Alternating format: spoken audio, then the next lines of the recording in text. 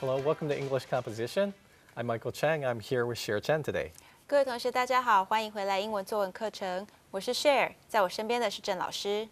Today in Unit 12, we are going to talk about writing a narrative folktale.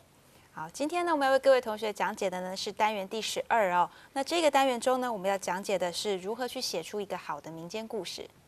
So, a folktale is a traditional story that was written in narrative form, and folktales are often used to teach morality or ethics, which is why they're passed down from generation to generation. 好，民间故事呢，指的就是一种传统哦，这流传久远的故事。那通常呢，它都是的目的呢，是在于教导人们一些伦常道义。那也就是为什么它可以流传这么久远的原因。And we'll also learn how to use direct quotations in a narrative. 好，我们也会学习呢，如何呢，在这个民间故事中间呢，穿插一些对话，然后让你的这个叙述文看起来更有趣。All right, now let's learn more about folktales in our writing focus section. 好，那首先呢，我们先进入写作重点的部分，让各位同学再多了解一下什么叫做民间故事。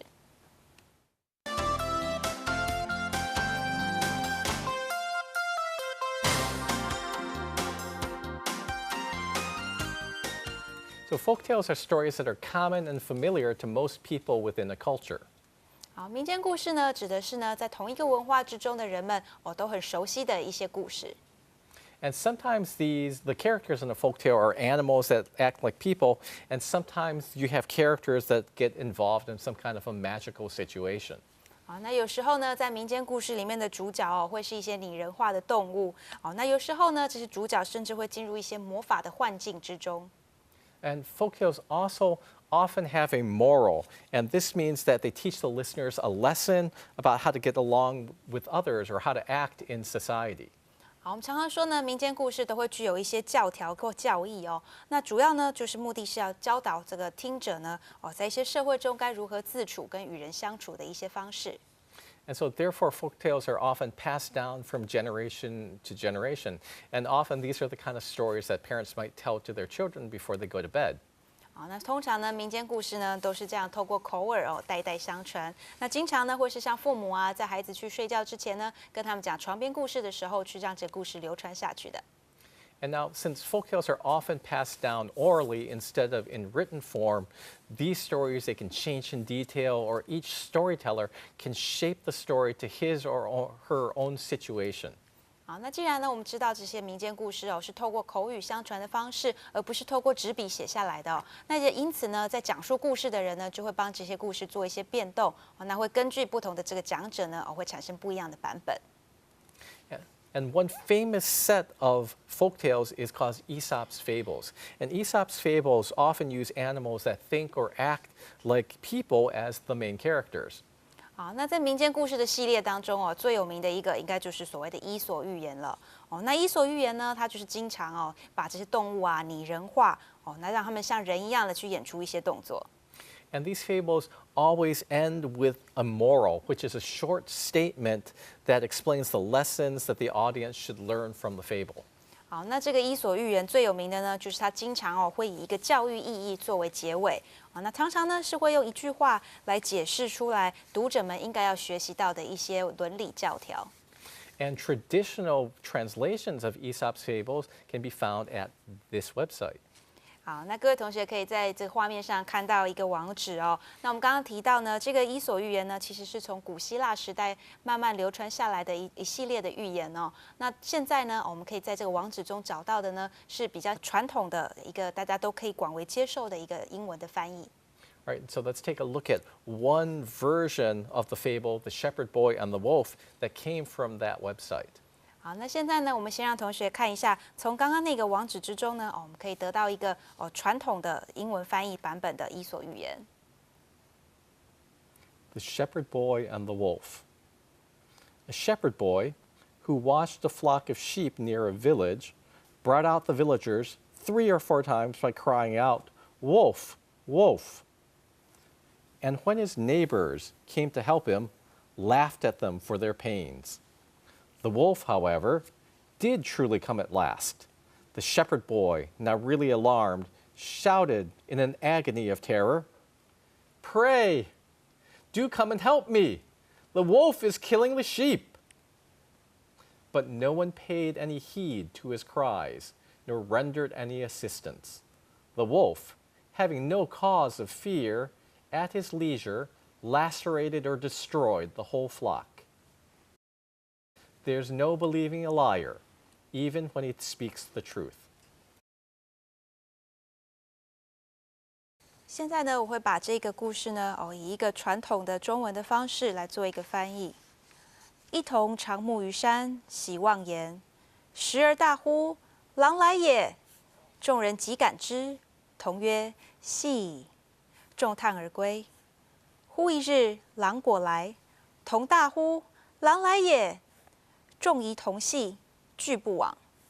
同尽失其阳，痛而归。妄言者，无信也。All right, so now notice that there are few details that are provided, and there's no context to this version of the story. We don't know much about the village. We don't know when the story takes place. 好，我们各位同学可以发现哦，刚刚这个版本呢是传统的翻译版本哦。那这种传统的版本呢，它一开始就非常直截了当的叙述故事的内容，很少呢去提供一些细节的描述。所以，我们对于这整个发生的背景，像这个村庄呢，完全都不了解，也不知道这故事发生在什么时间。Now, instead, this traditional version just jumps directly into narrating the events of the story. In addition, we see that the language is quite old since the story was translated over 100 years ago. 好，我们会发现呢，这个版本的故事呢，是一开头就开门见山的，直接进入了叙述故事的主题。好，那同时呢，各位同学应该也发现了，刚刚呢，不管是老师念的英文版本，或是我的翻译中文版本，这文字呢都是用字是比较老气的。那因为呢，这个版本的翻译呢，其实已经翻译超过大概100年了，那所以呢，它的用字上也不像是现代语言常常使用的方式。Right, and since this version of the story is so old, we're going to create a new version that's more interesting for a modern audience. 好，那既然呢这样子的用字这么的老气哦，各位同学听起来想必也觉得哎呀好不舒服哦。那我们现在呢这个单元的目标就是要去创作一个比较符合现代读者能够去理解的使用现代英文的版本。Right, so now here are some tips for creating your own version of a folktale. 好，那要帮助各位同学呢去创造出你自己的版本的这个新的民间故事呢，以下我们会提供各位同学一些好的技巧。So first, think about what the story means. 好，首先呢，你要先想一想这个故事想要传达的意义是什么。In the writing model, the point of the story is to show how bad it is to lie. 好，那在这个写作范例里面呢，各位同学应该很容易就可以抓到，他要传达的教条呢，就是说谎是不好的。So in your folktale, make sure that you know what the point of your story is. 好，那在你自己的这个版本的民间故事里面呢，当然你自己要清楚你想要传达的这个教条意义到底是什么。And so you might have a moral to the story, like in the Aesop's fables, or maybe you have no moral to teach, and the point of your story is just to entertain your audience with a humorous story. 好，那你写的故事呢，当然可以像《伊索寓言》一样，是有一个教育意义的，他希望能够教育你的读者。那当然，或者呢，你也可以单纯的只是为了要娱乐你的读者，而去讲述一个幽默有趣的故事。And so now after you've decided on the point of your story, the next thing that you want to do is to visualize the story that you are telling. 好，那当你呢已经确认好你的故事它写作的目的跟教条是什么之后呢，下一件事要做的就是把你正在叙述的故事形象化。So think about where does the story take place? Imagine that you can see the place. Imagine that you can see the houses or the trees where the story took place. 好，那首先你要想一想，这个故事是在哪里发生的啊？仿佛你好像就可以看见那个地点一样。那想象这故事中应该要出现的房子或是树木。Right, and then the next thing that you want to do is imagine the characters in the story. So can you use your mind to see the characters and see if there's any kind of special feature that each character has? 好，那接下来呢，要想象的就是故事中的人物了。那是一样的，用你的头脑去思考一下，这些人长得应该是什么样子啊？那把他这些特殊的地方去描述出来。And so this could be something very special about what the person looks like, or it could be something very unique about the person's personality. 好，那这个所谓很特别的地方呢，可以是他们的长相，或者是他们的个性。把这些奇特的地方呢，这些特征把它写出来。All right, now after you spent some time visualizing the story, the next thing that you want to do is plan the events of the story. 好，那下一件你可以做的事情呢，就是开始计划好这个故事中会发生的所有事件。All right, so now you want a beginning, a middle, and an end to your story. 好，那就像我们在讲故事一样哦，每个故事都要有开头、中间的段落跟结尾的部分。Right, now the beginning of your story should provide a setting by explaining where the story takes place and who is involved. And this beginning should also set up some of the potential problems that might occur. 好，那开头的部分呢，当然我们就应该首先把这故事的背景资讯都讲述清楚啦，像是在何时发生的，在何地发生的，有哪些人物参与在其中。好，那在开头的部分还有一点很重要的，就是你要把你设计好的这个某种问题、潜在的问题，先把它藏在这开头的段落里面。Now, when we get to the middle of the story, you should have some type of conflict that results from the potential problem. And this is where the main action of the story will usually take place. 好，那在故事中间的部分呢，你应该要叙述这个因为潜在的问题而产生的一些冲突。那中间的部分通常也是故事最重要的一个部分哦，主要的故事都发生在这里。And then finally, when we get to the end of the story, this is where the conflict should be resolved and a lesson is learned. 好，那到了结尾的部分呢，当然刚刚提到的所有的冲突都应该要被解决。那呢，这个应该要学习到的一些人生的教条呢，也可以在这个地方被提出来。So now after you've worked through the whole story, you also have to take some time to revise your folk tale. 好，那最后呢，你还是要花一点时间去好好校订一下你写出来的故事。And so take time to read it again and then think about how to improve it. And so you can ask yourself, are there too many details? Are there areas that need more details? 好，那你花点时间再仔细的读一下这一篇你写好的这个民间故事，想一想要怎么改进它。故事是不是包含了太多的不相干的细节啊？有没有哪些部分是需要更多的描述呢？ Right? And then one final thing is to consider using dialogue in your folk tales instead of just telling what happens. Sometimes if you let your characters speak for themselves with direct quotations, it feels more alive. 好，那除此之外呢，你可以再穿插一些对话在你的故事当中哦。与其平铺直述的去讲述这个故事呢，你可以使用所谓直接引用的方式，让故事中的角色呢为自己发声。All right, let's take a break now, and we'll be back in a few moments. 好，谢谢各位同学，我们现在先休息一下，待会儿继续回来再讨论。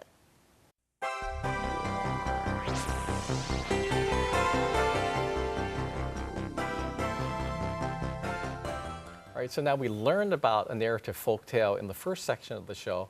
Now let's take some time to see this revised version of the shepherd boy and the wolf in our writing model. 好，那我们刚才已经跟各位同学谈论了一下要改写你的民间故事的一些小技巧。那现在呢，我们要花一点时间来看看这一篇已经改写了使用这个比较现代的英文的版本那改写出来的这个版本呢，到底这故事会变成什么样子呢？让我们一起来看一下。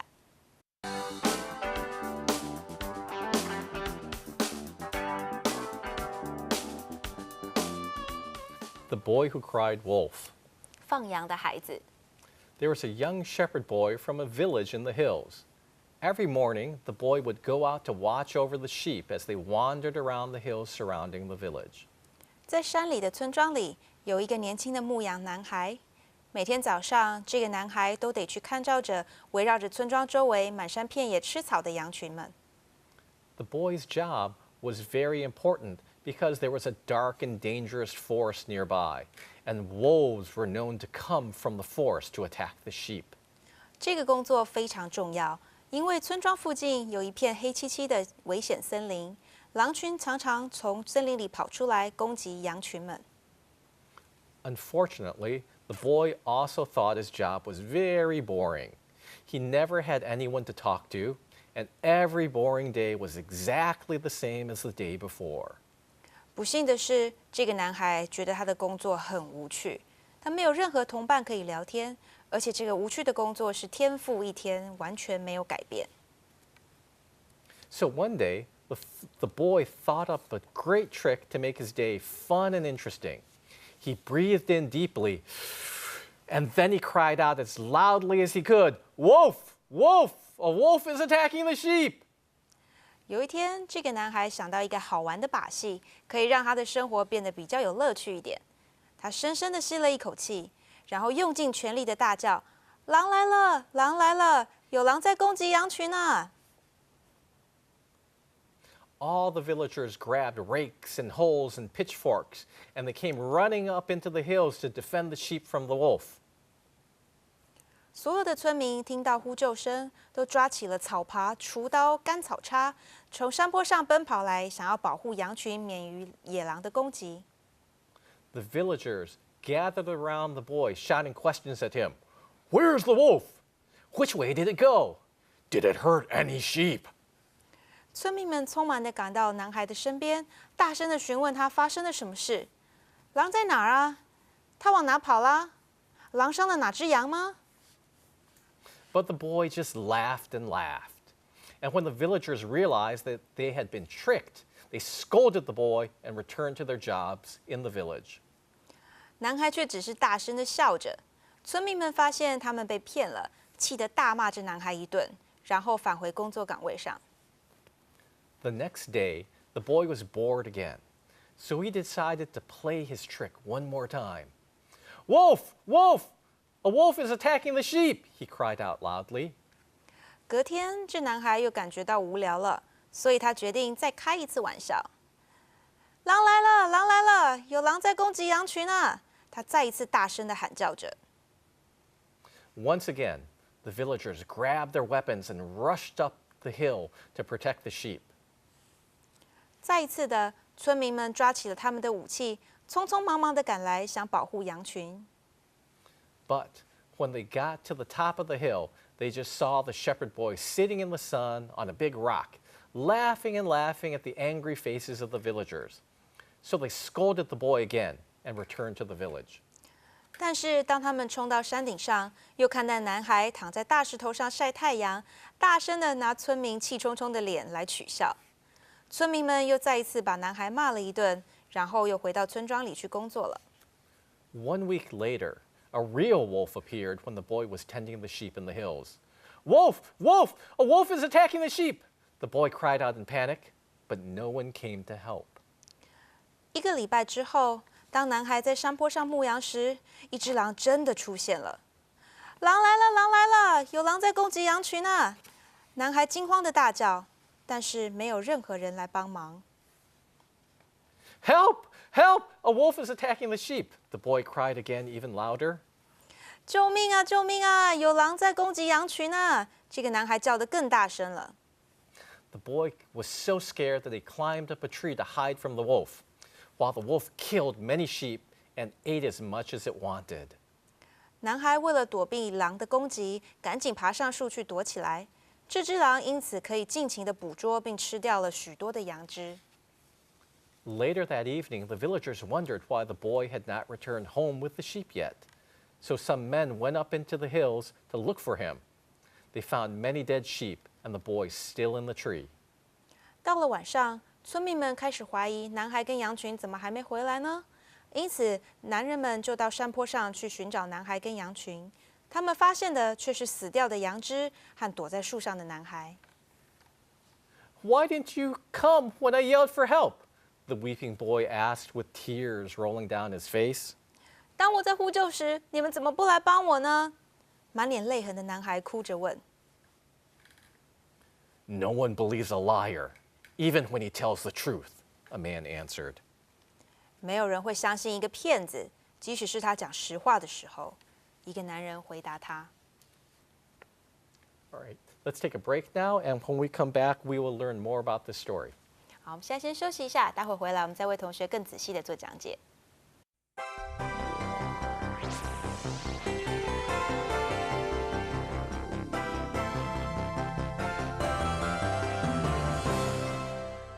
Welcome back. Let's take a look at the writing model more closely in order to see what kind of changes we made from the original traditional version of this story.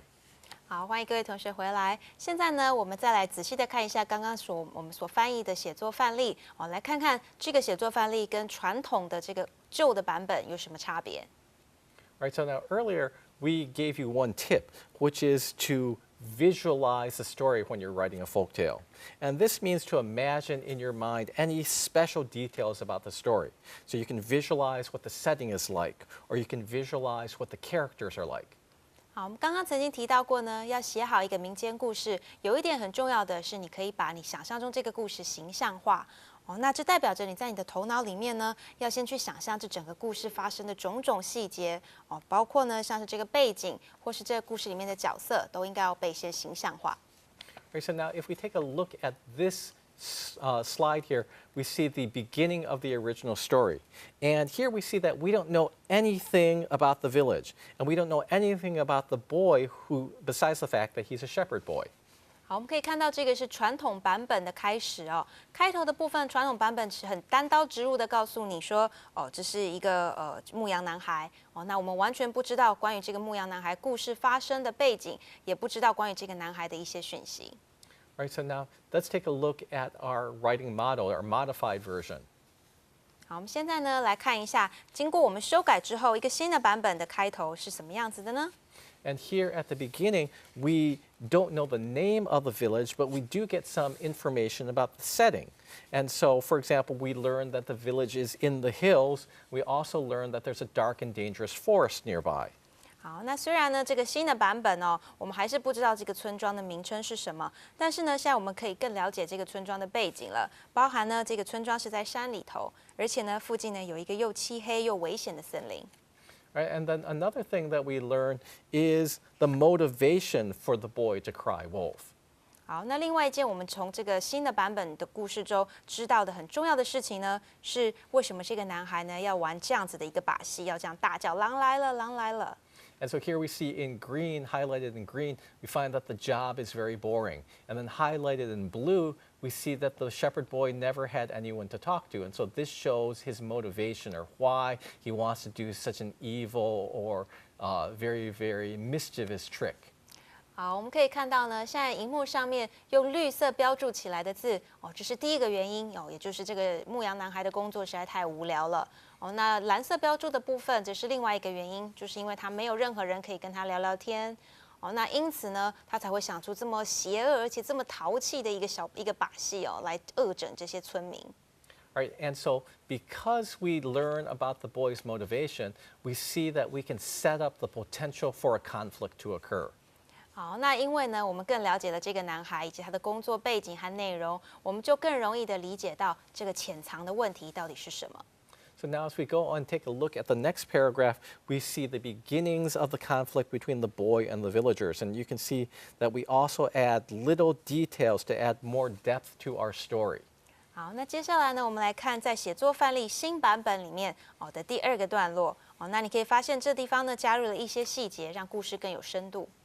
And so, for example, we use phrases like breathed in deeply and cried out loudly as he could to describe the actions of the boy.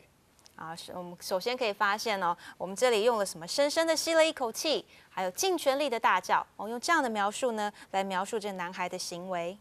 And then we also add more depth and detail to the story by describing the farming tools, the rakes and the hoes and the pitchforks that the villagers grab as they run out to fight against the wolf.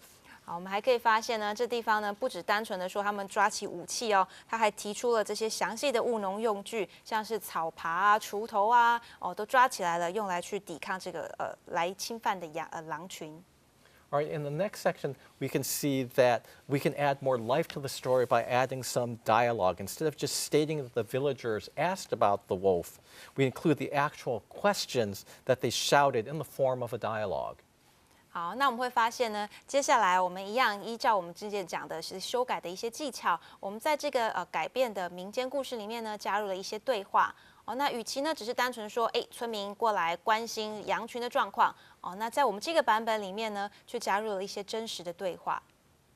Let's take a moment to briefly talk about direct quotations. 好，我们现在呢花一点时间来看一下直接引用的意思。A direct quotation is writing down exactly what a person says. 好，所谓直接引用呢，就是指将一个人说的话直接详细的记录下来。We might use a direct quotation in a narrative to spice up the story a bit. 好，我们可以使用直接引用的这种方式呢，来让叙事文的故事更添趣味。And you might use a direct quotation to show the colorful or unique accent or dialect of the speaker. 好，那直接引用呢，可以显示出像是说话者充满趣味，或是特别的口音，或是方言。And then this can make your characters seem more lifelike or three-dimensional. 哦，这会让你的故事中的角色更加生活化，或者我们说啊是更加的立体。And direct quotations can also pull your readers into the story more deeply. And when we read the quotations, we can feel more involved in the story. We can feel like we're a witness to the actual conversation between the speakers. 好，那直接引用呢，也可以帮助你去吸引你的读者，更加的投入这个故事。我们可以感觉呢，好像就是自己亲眼见到了这些对话发生一样。哦，那也会让你呢，因此更加仔细的去想要知道这个故事发生了什么。And a direct quotation is made up of two parts, the quotation and a tag. 好，直接引用呢，通常分成两个部分，也就是所谓的引文以及标签语。So the quotation is the exact words of the speaker.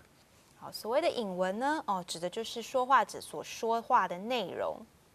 And the quotation is marked with quotation marks. And we also have many rules for punctuating a direct quotation, and you'll find out this kind of information in your textbook.